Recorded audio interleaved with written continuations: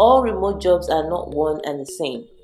Some involve a lot of interaction with colleagues and customers, while others are much more behind the scenes. Knowing if a remote role will be right for you is a bit more involved than simply seeking out jobs in your field. And while some traits are beneficial to have in some roles, there is no single kind of remote work personality. Your success or failure is not predetermined.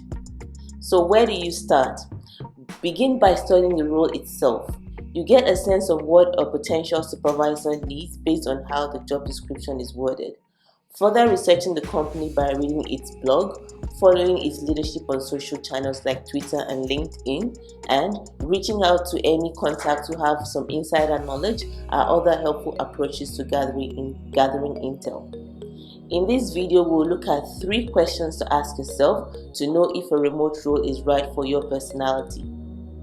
Hi, I'm Buki Adelaja and you're watching another video on the kipaji.com channel. Before we begin, don't forget to like this video and subscribe to this channel. Also, click the bell icon so that you don't miss out on our new videos when they're released. Question 1. Is it a mission you can get behind? Meaningful work is truly motivating, and according to Harvard Business Review, it should be every CEO's top priority. Why? When people believe they are doing some meaningful work, it increases both their productivity and overall employee happiness. These 2 items are of the utmost importance in any work environment because of their close ties to revenue generation, company innovation, and staff retention. Identifying remote organizations that offer you the kind of meaningful work you seek, whether it impacts industries, people, or the environment, will bring you closer to finding a remote role that's right for you. Question 2. What will your daily tasks look like?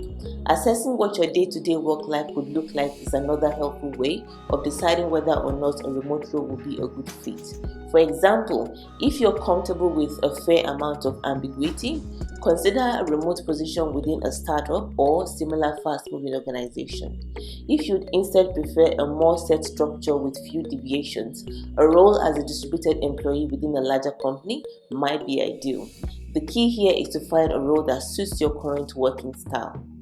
Question 3. How important is social interaction?